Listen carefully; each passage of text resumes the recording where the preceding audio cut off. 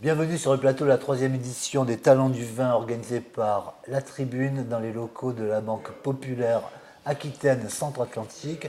Nous recevons Jacques-Olivier Pesme qui est directeur associé de Kedge Business School à Bordeaux, puisqu'on sait aussi que Kedge BS est à Paris et à Marseille.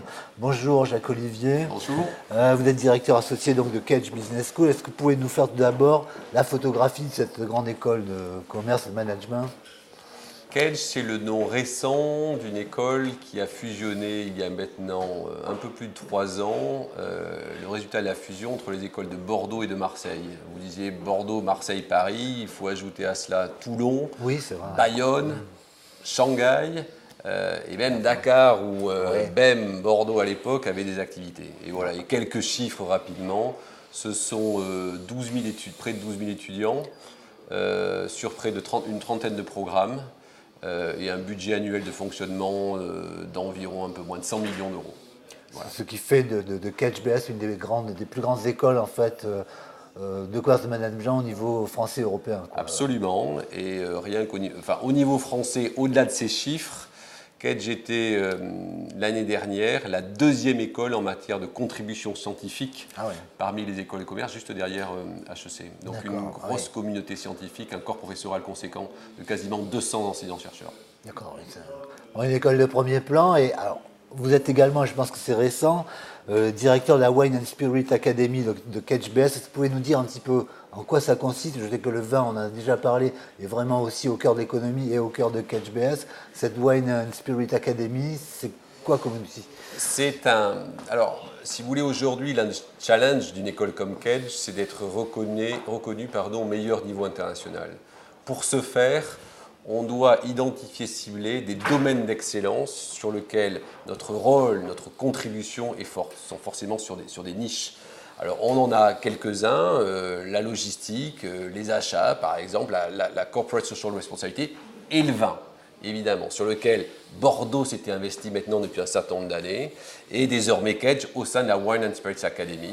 C'est donc le centre d'excellence de Kedge en faveur de la filière vin et spiritueux. Et ça se décline en plusieurs activités. La formation, évidemment, la formation en formation initiale et pour cadres et dirigeants d'entreprise. Mais c'est aussi tout ce qui va concerner le soutien au sens large de la filière au travers de missions d'accompagnement, d'outils d'aide à la décision, de formation mesure que l'on va créer ici et là.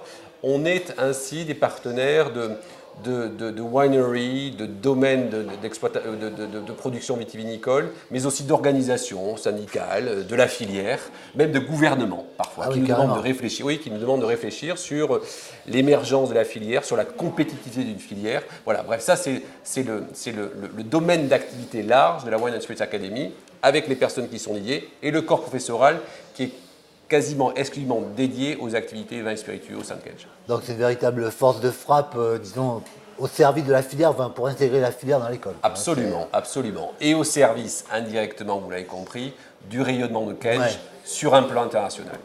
Alors, vous avez participé à la table ronde récente qu'on a organisée pour la troisième édition donc, des Talents du Vin, où il a été question un petit peu du futur du monde du vin.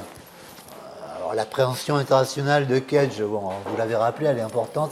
Comment vous voyez cette évolution du monde du vin à l'heure actuelle ? Le monde du vin aujourd'hui, c'est un monde, alors vous allez me dire, c'est la même chose pour d'autres secteurs d'activité, mais qui est en plein changement, qui bouge très très vite. On a, pour dire les choses un peu simplement, on est arrivé un peu à une sorte de fin de cycle à la fin des années 90, et puis l'arrivée de ce que l'on connaît bien sous le vocable nouveaux pays producteurs, les vins ont complètement rebattu les cartes.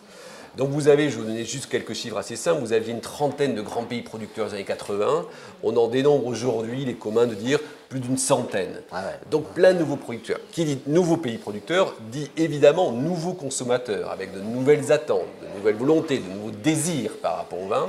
Donc tout ça fait qu'il y a une espèce d'ébullition permanente, planétaire, au sujet, au regard du vin, qui offre un champ d'opportunités tout à fait incroyable. Alors oui, il est vrai et il est commun de dire qu'on boit moins de vin qu'autrefois, puisqu'autrefois, pendant longtemps, on avait ce qu'on appelle des vins dits de soif, mais, et c'est là où le regard doit être beaucoup plus optimiste, c'est qu'on en boit, on a plein de nouveaux consommateurs, on a plein de personnes qui aujourd'hui s'intéressent au vin, qui sont de nouveaux profils, qui sont de nouveaux consommateurs, et ça, c'est ce qui fait, je le disais tout à l'heure lors de la table ronde, c'est ce qui fait la dynamique d'un marché, c'est ce qui fait que le marché du vin est dynamique, et c'est ce qui fait justement qu'il y a de nouveaux besoins, dont de nouveaux besoins en formation aussi.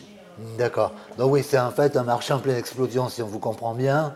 Même si on boit moins, il y a des millions et des millions de gens qui boivent et qui ne buvaient pas auparavant. Qui veulent s'y intéresser et qui regardent en plus la filière du vin et ce secteur, ou le produit vin d'ailleurs, plus simplement, comme quelque chose d'attractif. C'est un monde aujourd'hui qui renvoie sur des notions d'expérience, de valeur, de terrain, qui résonnent un peu partout dans le monde, qui sont des valeurs et des choses aujourd'hui très tendances, et qui fait que ça donne un écho favorable, positif, optimiste au monde du vin. Bon, alors voilà, une feuille de route qui est tout à fait enthousiasmante. Et merci. Ça ne veut pas dire qu'il n'y a pas des solutions parfois un peu difficiles, mais oui, dans l'ensemble, globalement, exactement. C'est en pleine explosion. Un monde d'opportunités.